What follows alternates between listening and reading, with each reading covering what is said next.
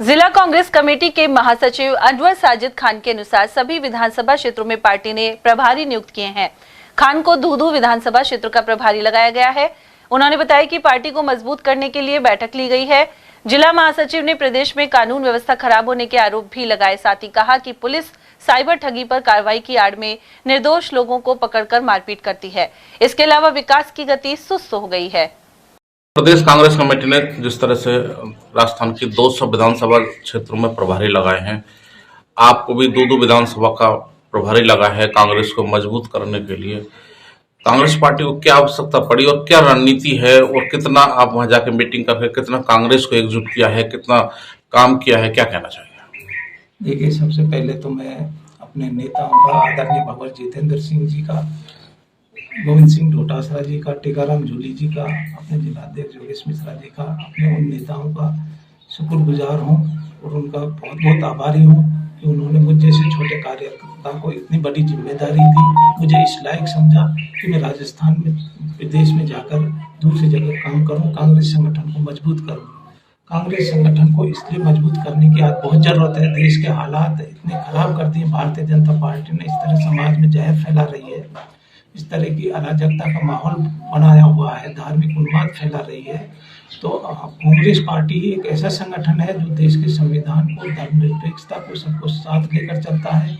और जो इनकी नाकामियां हैं, केंद्र सरकार की जो तानाशाही रवैया है, जो स्टेट गवर्नमेंट की जो पर्ची सरकार है, इसकी जो नाकामियां हैं, उनको कैसे जनता के बीच ले जाया जाए, इसलिए कांग्रेस पार्टी ने बूथ स्तर से लेकर शीर्ष स्तर तक संगठन को और मजबूत करने की जरूरत समझी है और उसी पे काम कर रहे हैं। मैं दूधू विधानसभा में 25 और 26 तारीख को मीटिंग करके आया हूँ। वहाँ कांग्रेस के कार्यकर्ताओं के साथ साथ ही आमजन में बीजेपी की सरकारों के खिलाफ जबरदस्त वहाँ आक्रोश है। और दूधू की जनता को तो इसलिए भी वो खासे नाराज है कि दूधू को गहलोत सरकार ने जिला बनाया था और सबसे पहले जो वहाँ से डिप्टी सीएम आते हैं प्रेमचंद बैरवा जी, वो जिले को ही नहीं बचा पाए और दूधू नगर परिषद को नगर पालिका में वापस कन्वर्ट कर दिया है। तो वहाँ के कार्यकर्ताओं में, वहाँ के आमजन में भी काफ़ी बीजेपी सरकार के खिलाफ रोष है और संगठन को इसलिए बहुत मजबूत वहाँ करने की जरूरत है। तो जिस तरह से अलवर में भी जिस तरह से जो बालिका थी जो पुलिस के द्वारा कुचलने से मौत हो गई, और उसके बाद हाल ही में एक युवक को बिना वारंट के, उनका वारंट खत्म होने के बाद भी जिस तरह से पीटा है, अब वो लग रहा है कि पुलिस निरंकुश है और जो पुलिस ठगी के नाम पर निर्दोष लोगों को परेशान कर रही है और दोषी लोगों को बचा रही है, ले देकर इस तरह की बात सामने आ रही है। आपका क्या कहना है? निश्चित रूप से राजस्थान में सरकार नाम की कोई चीज नहीं है। पुलिस अपने आप में तानाशाही बनी हुई है, निरंकुश है, उनके ऊपर किसी भी सरकार का कोई किसी भी तरह का कंट्रोल नहीं है। वो मनमाने तरीके से एक समाज विशेष को टारगेट कर रहे हैं।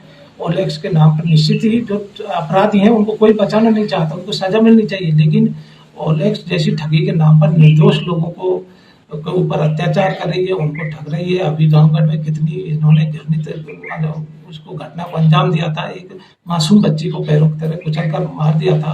और अभी कल की ही घटना है, एक जो बगैर वारंट के जैसा आप बता रहे हैं उसको लाए हैं और थाने में इतना टॉर्चर किया है कि उसको लटका कर उसके साथ मारपीट की गई है। ये निश्चित ही निंदनीय है और हम माननीय सरकार से इस तरह का निवेदन करते हैं, आग्रह करते हैं कि पुलिस पे वो कंट्रोल करे।